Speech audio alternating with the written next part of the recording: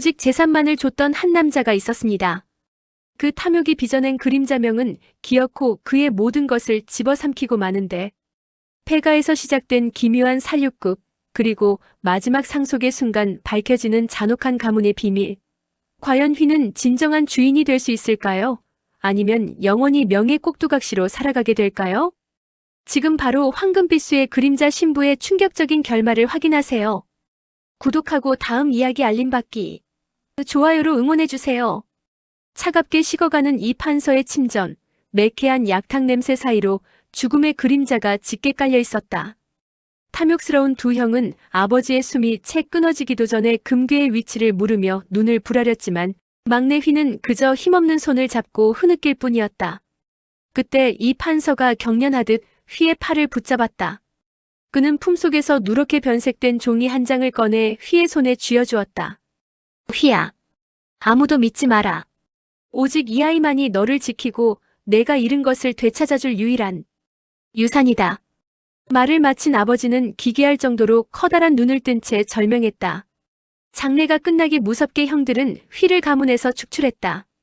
비옥한 전답과 대저택은 형들의 차지가 되었고 휘에게 남은 것은 아버지가 건넨 낡은 노비 문서뿐이었다. 문서에 적힌 이름은 명, 어둠을 뜻하는 이름이었다. 휘가 망연자실해 있을 때 행랑채 그늘 속에서 한 여인이 소리 없이 걸어 나왔다. 하얀 소복 차림에 감정이 거세된 듯한 눈동자. 그녀가 휘의 앞에 무릎을 꿇으며 낮게 읊조렸다. 도련님, 명 받들 준비가 되었습니다.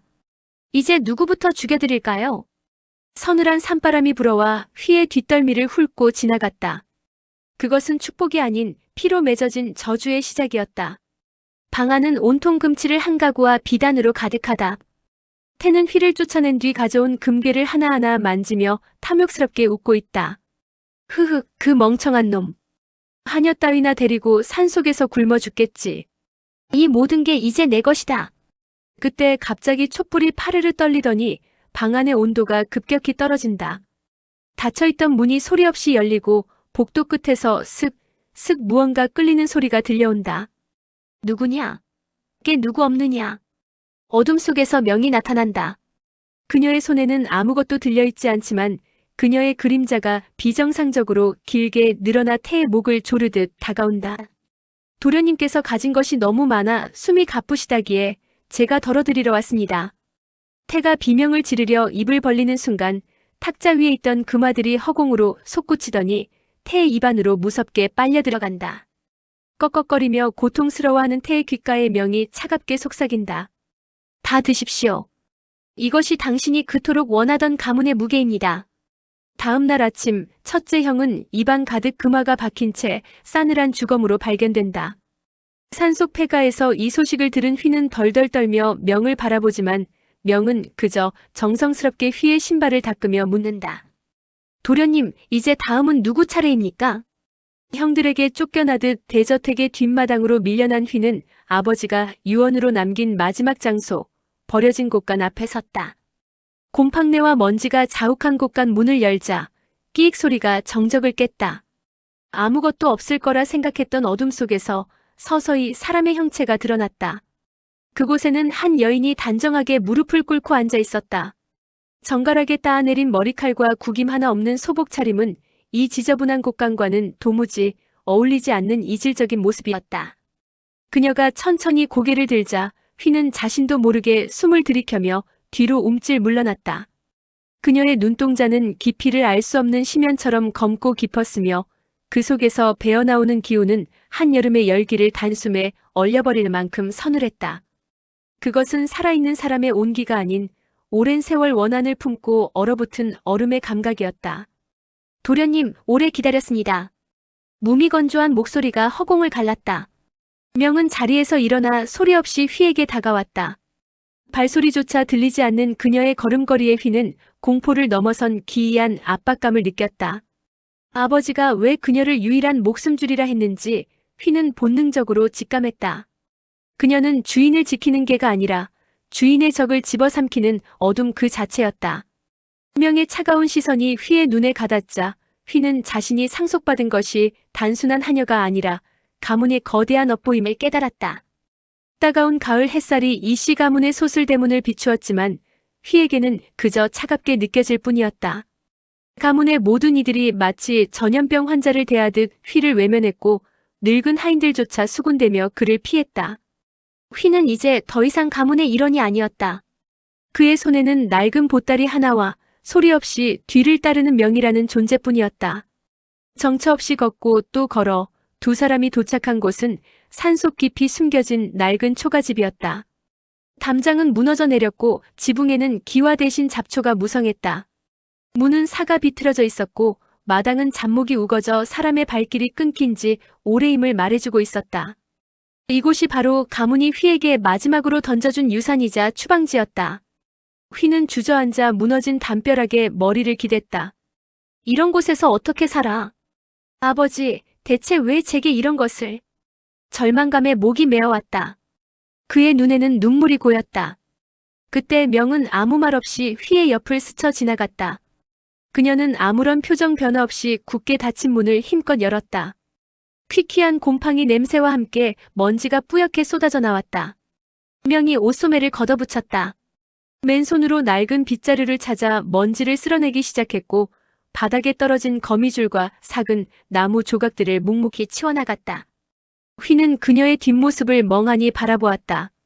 절망에 빠진 자신과는 달리 명은 감정 한 조각 없이 그저 주어진 일을 기계처럼 해내고 있었다. 마치 이 모든 상황이 그녀에게는 아무런 의미도 없다는 듯이. 그 모습에서 휘는 기묘한 서늘함과 함께 한편으로는 알 수 없는 안도감을 느꼈다. 최소한 그녀는 자신을 버리지 않을 것이었다. 낡은 문틈으로 스며드는 산바람에 촛불조차 켜지 못한 방 안. 휘는 낯선 천장을 바라보며 웅크리고 누워있다. 사방은 죽은 듯 고요하지만 멀리서 들려오는 소름 끼치는 짐승의 울음소리가 정적을 깬다. 그때 마당 쪽에서 기묘한 소리가 들려오기 시작한다. 슥슥슥. 무언가 단단한 것을 일정한 간격으로 문지르는 소리.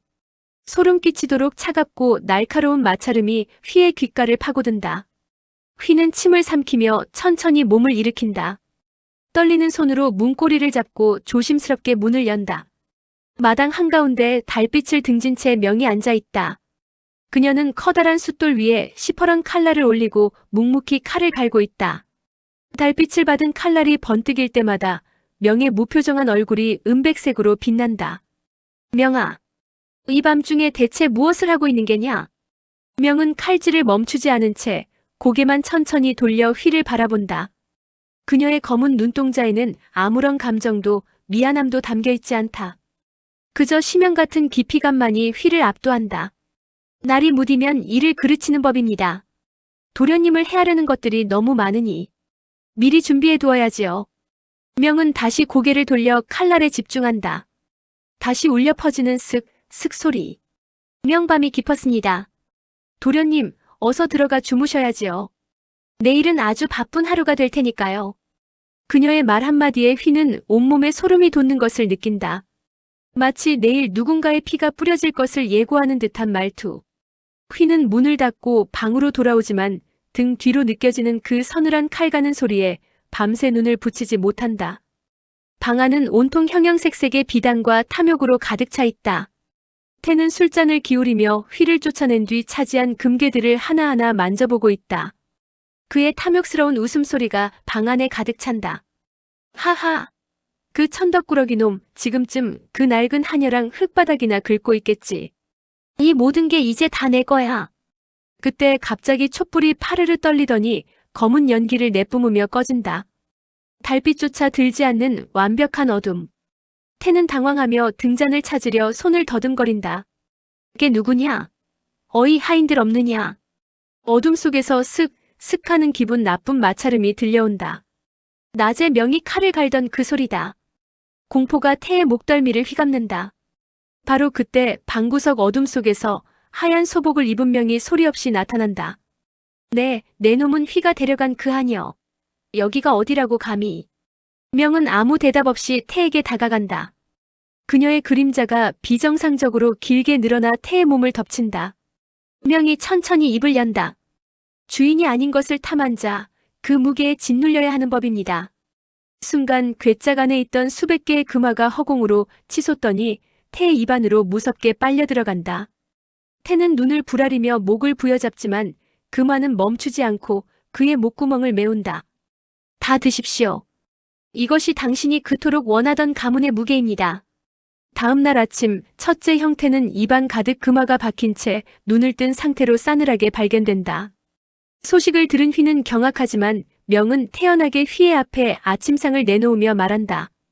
명 이제 방해물 하나가 사라졌습니다. 도련님.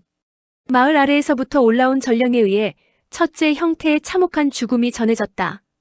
휘는 안색이 창백해진 채 마루에 주저앉아 몸을 떨었다. 입안에 금화가 가득 차서 죽었다니. 그게 대체 무슨 소리냐? 휘의 머릿속에는 어젯밤 마당에서 서늘하게 칼을 갈던 명의 모습이 스쳐 지나갔다. 그때 명이 부엌에서 소리 없이 걸어 나왔다. 그녀의 손에는 김이 모락모락 나는 정갈한 밥상이 들려 있었다. 형의 죽음이라는 비보 따위는 들리지도 않는다는 듯 그녀의 표정은 호수처럼 고요했다. 명아, 너지? 어젯밤에 내가 형님 댁에 간 것이지. 명은 대답 대신 휘의 앞에 조용히 상을 내려놓았다. 상 위에는 폐가에서는 절대 볼 수 없는 최고급 햅쌀로 지은 흰쌀밥과 기름진 고기 반찬이 놓여 있었다. 도련님, 국이 식기 전에 드십시오. 기운을 차리셔야 문상을 가실 것 아닙니까? 지금 밥이 넘어가겠느냐? 사람이 죽었다. 우리 형님이 죽었단 말이다. 명은 휘가 밀친 밥그릇을 천천히 바로잡으며 고개를 들었다. 그녀의 깊고 서늘한 눈동자가 휘의 눈을 정면으로 꿰뚫었다. 누군가 죽어야 누군가 사는 법입니다. 도련님이 버려질 때 그들은 웃었으나 이제 도련님이 웃으실 차례입니다. 그것이 상속의 순리이지요. 명은 수저를 들어 휘의 손에 쥐어주었다. 그녀의 손끝은 어젯밤보다 더 차가웠다.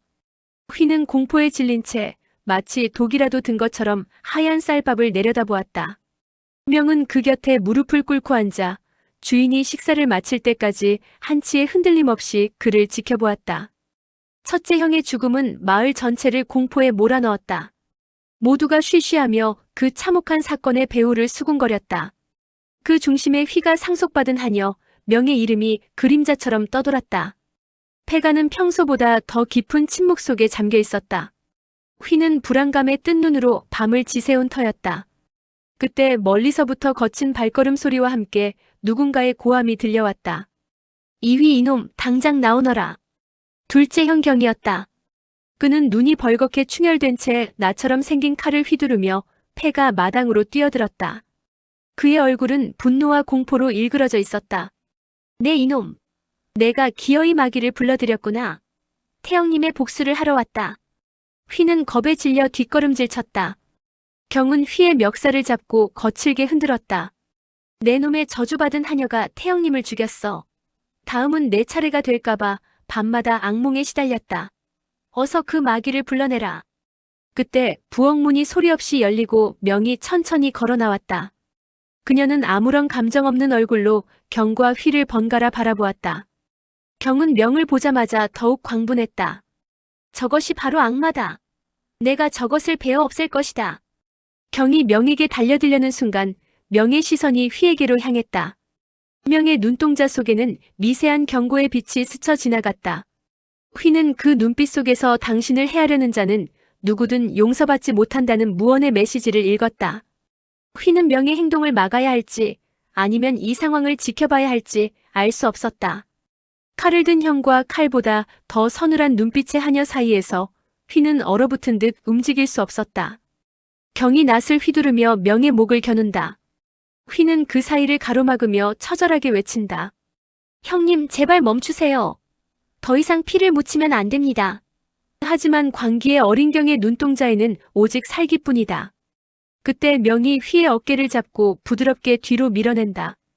그녀의 손길은 믿을 수 없을 만큼 강인했고 그 손끝에서 전해지는 냉기는 휘의 심장까지 얼어붙게 만든다.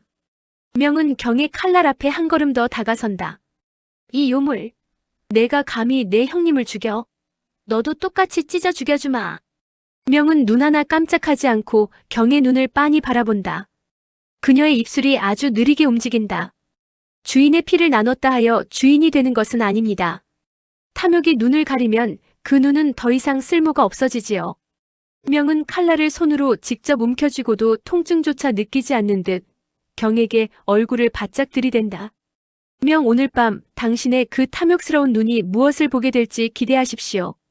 도련님께 손을 대는 자는 사람이든 귀신이든 내가 그 영혼까지 짓밟을 것이니. 경은 명의 눈동자 속에서 일렁이는 거대한 어둠을 마주하고 순간 얼어붙는다. 그것은 인간의 분노가 아니었다. 태고적부터 쌓여온 가문의 원한이 응집된 괴물의 눈이었다. 경은 비명을 지르며 칼을 내던지고 도망치듯 산을 내려간다. 명이 피가 흐르는 자신의 손바닥을 태연하게 핥으며 휘에게 고개를 돌린다. 명, 도련님, 이제 곧 두 번째 상속이 이루어질 것입니다. 준비하십시오.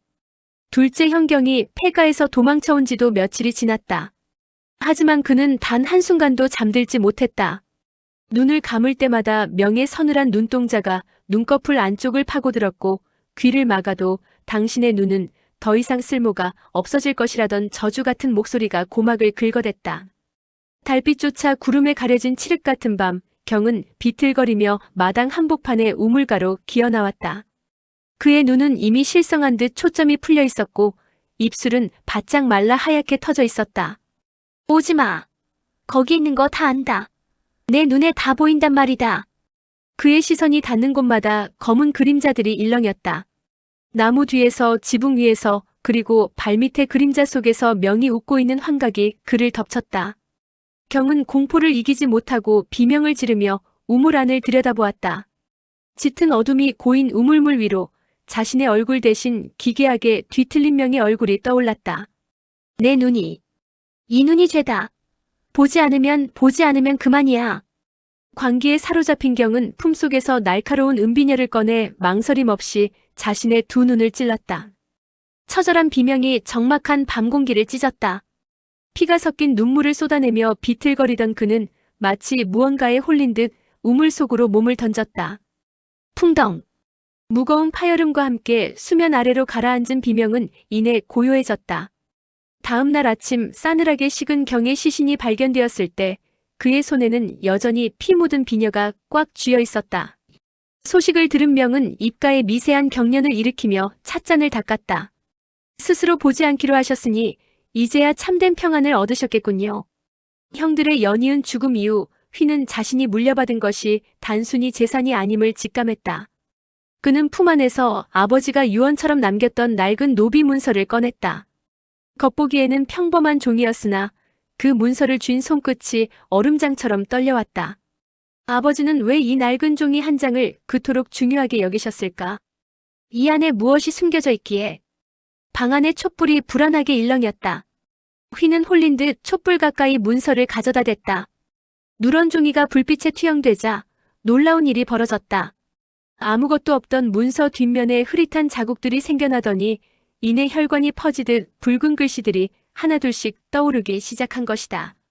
그것은 먹으로 쓴 글씨가 아니었다. 마치 방금 낸 상처에서 흘러나온 피로 눌러쓴 듯 선명하고 섬뜩한 핏빛이었다. 이게 뭐지? 대대로 이어질 피의 재물. 그릇이 깨지지 않는 한원화는 멈추지 않는다. 문서에 적힌 이름들은 역대 가주들의 이름이었고 그 옆에는 기이한 수결과 함께 명과 닮은 여인들의 이름이 나열되어 있었다. 휘는 숨이 막히는 압박감을 느꼈다. 자신이 명을 부리는 주인이 아니라 이 붉은 글씨로 기록된 저주의 굴레에 갇힌 또 다른 재물일지도 모른다는 공포가 그를 엄습했다. 그때 등 뒤에서 문이 소리 없이 열리며 명의 서늘한 목소리가 들려왔다. 도련님, 보지 말아야 할 것을 보시는군요. 그 문서는 눈이 아닌 마음으로 읽으셔야 합니다. 휘의 손에 들린 문서가 파르르 떨렸다. 붉게 떠오른 글귀들은 단순한 계약서가 아니었다. 그것은 이 가문이 쌓아올린 거대한 부가 사실은 얼마나 추악한 토대 위에 세워졌는지를 증명하는 죄의 기록이었다. 문서의 내용은 가히 충격적이었다. 수백 년 전 몰락해가던 가문의 시조는 재물을 얻기 위해 충직했던 하녀의 가문을 통째로 살해하여 제물로 바쳤다. 억울하게 죽어간 하녀의 원한은 가문의 저주로 남았고 가주는 그 저주를 다스리는 대신 오히려 그것을 도구로 사용하기로 결심했다. 말도 안 돼. 그렇다면 명의는? 문서 뒷장에는 소름 끼치는 대물림의 방식이 적혀 있었다. 가문은 대대로 하녀 가문의 후손 중 한 명을 골라 가문의 원혼을 받아내는 그릇으로 만들었다. 그 여인은 인간의 감정을 거세당한 채 가주의 적을 처단하고 재산을 지키는 살인 귀신으로 평생을 살아야 했다. 명이 휘를 도련님이라 부르며 따랐던 것은 충성심이 아니라 대물림된 피의 계약에 묶인 숙명이었던 것이다. 이제 아셨습니까? 우리 가문은 서로를 먹어치우며 번성해왔습니다. 제가 사람을 죽일 때마다 도련님의 곳간은 채워지고 저의 원한은 도련님의 영혼을 잠식하겠지요. 휘는 구역질이 올라왔다. 자신이 누려온 모든 것이 누군가의 비명과 피로 닦인 것이라는 사실에 그는 더 이상 명의 얼굴을 똑바로 마주할 수 없었다. 달빛조차 스며들지 않는 낡은 폐가 눅눅한 곰팡이 내음 사이로 거친 발소리가 정적을 깼다. 이곳이다. 형님들의 죽음이 예사롭지 않으니 샅샅이 뒤져라. 의관과 포졸들이 횃불을 치켜들며 들이닥쳤다. 그들이 향한 곳은 집안의 가장 깊숙하고 어두운 부엌이었다. 문이 거칠게 열리며 불빛이 쏟아져 들어오자 아궁이 옆 그림자 속에서 서서히 무언가 솟아올랐다. 그것은 명이었다. 하지만 포졸들이 알던 명의 모습이 아니었다. 그녀는 뼈가 마디마디 어긋나는 기괴한 소리를 내며 몸을 뒤틀기 시작했다. 어깨는 기묘하게 솟구치고 목은 정상적인 각도를 넘어 옆으로 꺾인 채였다. 그녀의 긴 머리카락은 검은 뱀처럼 바닥을 훑었고 초점 없는 눈동자는 횃불을 머금어 번뜩였다. 명은 마치 사람이 아닌 거미처럼 네 발로 바닥을 기듯 그러나 아주 느리고 부자연스러운 곡선을 그리며 그들을 향해 다가왔다. 오셨습니까? 나리들. 갈라진 목소리가 부엌벽을 타고 소름 끼치게 울려 퍼졌다. 경악한 포졸들의 손에서 등불이 파르르 떨렸다. 명의 뒤틀린 몸짓은 마치 죽음의 춤사위처럼 어둠 속에서 기이한 궤적을 그리고 있었다. 산등성이를 타고 내려온 짙은 안개는 순식간에 앞을 분간할 수 없을 만큼 사방을 집어삼켰다. 방금 전까지 명을 쫓던 포졸들의 기세등등한 외침은 안개의 장막 속에서 눅눅하게 젖어들었다. 어디냐? 어디로 숨었느냐? 날 선 호령도 잠시 뒤이어 들려온 것은 인간의 것이라 믿기 힘든 처절한 비명이었다. 아, 살려주게. 제발. 뼈가 으스러지는 소리와 무언가 축축하게 찢겨나가는 소리가 안개 너머에서 들려왔다. 휘는 칼자루를 꽉 쥔 채 소리가 나는 곳으로 달려갔으나 안개는 마치 살아있는 괴물처럼 그의 시야를 집요하게 가로막았다. 얼마나 지났을까? 휘몰아치던 비명과 사륙의 소음이 거짓말처럼 잦아들고 산바람에 안개가 서서히 흩어졌다. 하지만 안개가 거친 자리에 포졸들의 시신도 흩뿌려진 혈흔도 존재하지 않았다. 오직 정막만이 감도는 산길 가운데 명이 홀로 서 있을 뿐이었다. 그녀의 옷차림은 방금 전 기괴하게 몸을 뒤틀던 추레한 모습이 아니었다. 피 한 방울 튀지 않은 정갈하고 깨끗한 한복 차림, 흐트러짐 없는 머리카락. 명은 평온한 얼굴로 휘를 향해 천천히 고개를 돌렸다. 날이 무엇을 그리 찾으십니까? 이곳엔 저밖에 없는데 말입니다. 아무 일도 없었다는 듯 맑게 울리는 그녀의 목소리에 휘는 등줄기에 서늘한 소름이 돋는 것을 느꼈다. 휘는 심장이 입 밖으로 튀어나올 것 같은 공포를 느꼈다. 정갈한 차림으로 서 있던 명의 미소, 그리고 흔적도 없이 사라진 포졸들. 그것은 인간의 힘으로 설명할 수 없는 재앙이었다. 휘는 뒤도 돌아보지 않고 산 아래를 향해 달리기 시작했다. 살아야 한다. 여기서 벗어나야 해. 가시던 불에 옷자락이 찢기고 돌부리에 걸려 넘어지면서도 휘는 멈추지 않았다. 차가운 밤 공기가 폐부를 찔렀지만 등 뒤에서 느껴지는 서늘한 시선이 그를 더욱 채찍질했다. 한참을 넋이 나간 듯 내달렸을까. 마침내 저 멀리 인가의 불빛 같은 것이 보이기 시작했다. 휘는 안도의 한숨을 내쉬며 마지막 힘을 다해 그곳으로 뛰어들었다. 하지만 멈춰 선 휘의 눈앞에 펼쳐진 광경은 절망 그 자체였다. 그곳은 마을이 아니었다. 방금 전 자신이 목숨 걸고 도망쳤던 바로 그 폐가의 앞마당이었다. 아궁이의 매캐한 냄새와 삐걱거리는 살인문 소리까지 그대로였다. 휘는 믿을 수 없다는 듯 다시 방향을 틀어 반대편 숲으로 달렸다. 숨이 턱끝까지 차오르고 다리의 감각이 없어질 때까지 달리고 또 달렸다. 그러나 안개를 뚫고 다시 나타난 것은 검게 타버린 부엌문과 낯익은 장독대였다. 마치 산 전체가 거대한 궤도를 그리며 그를 폐가의 중심으로 밀어넣는 듯했다. 그때 어둠 속에서 낮게 깔린 목소리가 들려왔다.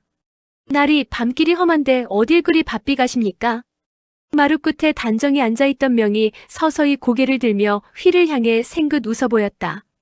반복되는 도주 끝에 기진맥진하여 쓰러진 휘를 명은 조용히 폐가 안방으로 이끌었다.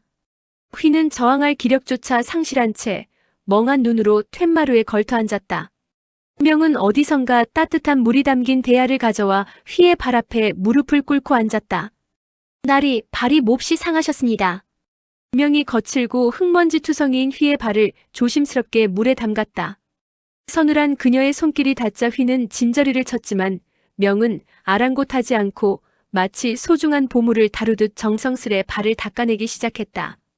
침묵 속에서 물소리만이 공허하게 울려 퍼질 때 명이 고개를 숙인 채 나직이 입을 열었다. 저는 도련님의 그림자입니다. 휘의 눈동자가 흔들렸다. 명은 수건으로 그의 발등을 닦으며 말을 이었다. 도련님이 마음속 깊은 곳에 탐욕을 품으실 때마다 저는 그 어둠을 먹고 자라나 누군가를 죽여야만 합니다. 저 포졸들도 나리의 형님들도. 사실은 나리의 욕망이 부른 죽음이지요. 물대야 속의 물이 어느새 붉은 핏빛으로 변해 있었다.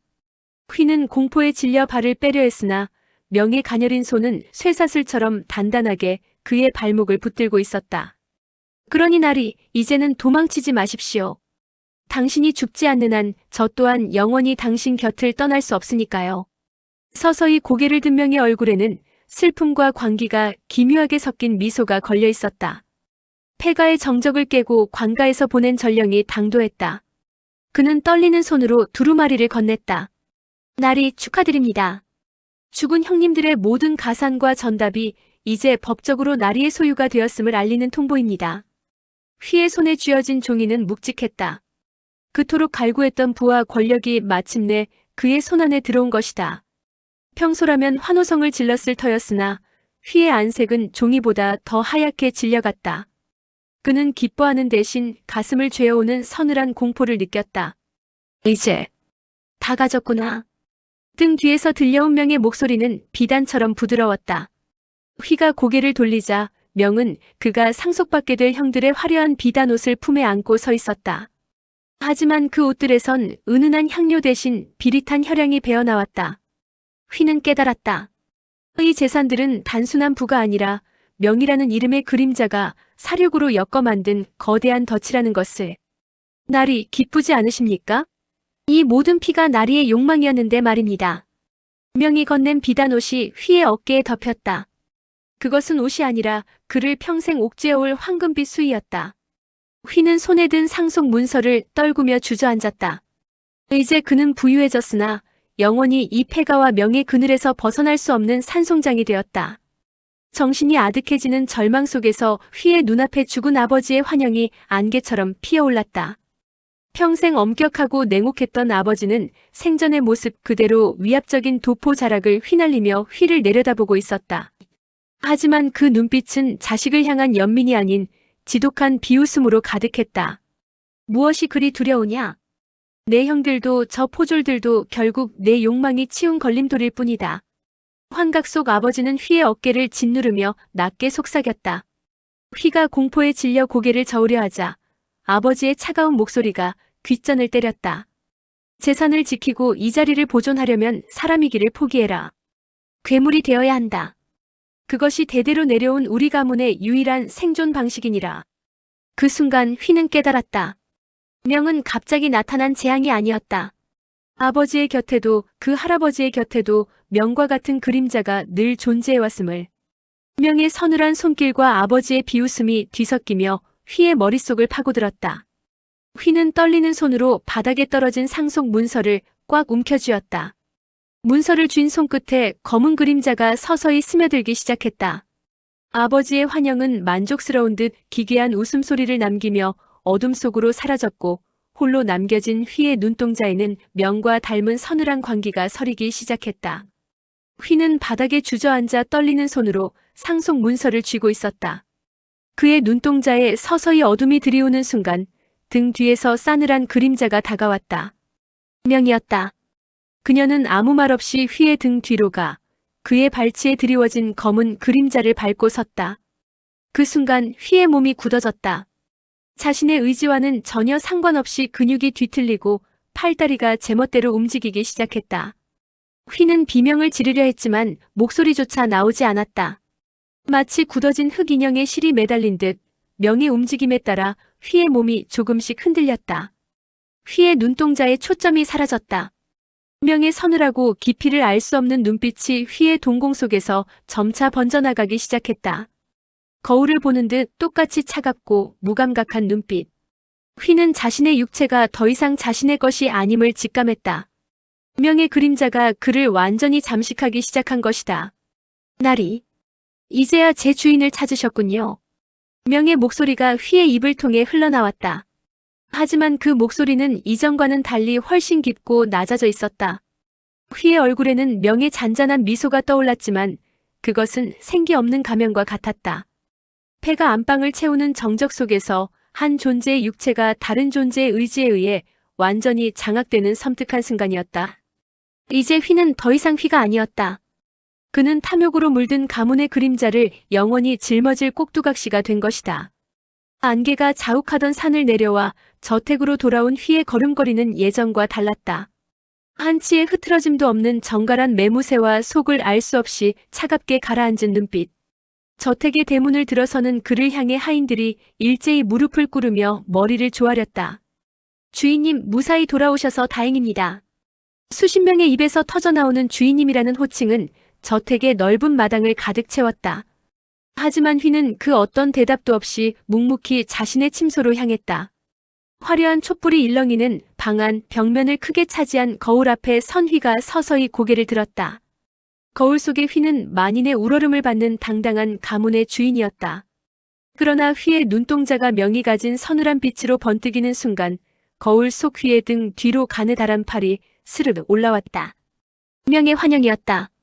실제하지 않는 명의 손길이 휘의 목을 부드럽게 감싸 안고 그녀의 입술이 휘의 귓가에 닿을 듯 다가왔다. 이제 영원히 함께입니다. 나의 유산. 거울 너머 명의 미소는 승리감으로 가득했다. 휘는 자신의 육체가 거울 속 환영에게 완전히 잠식당하고 있음을 느끼면서도 저항하지 않은 채 무감각하게 거울 속의 자신을 응시했다. 저택 밖에서는 새로운 주인을 찬양하는 소리가 드높았으나 그 안에는 인간의 혼이 빠져나간 화려한 껍데기만이 명의 꼭두각시가 되어 서 있을 뿐이었다.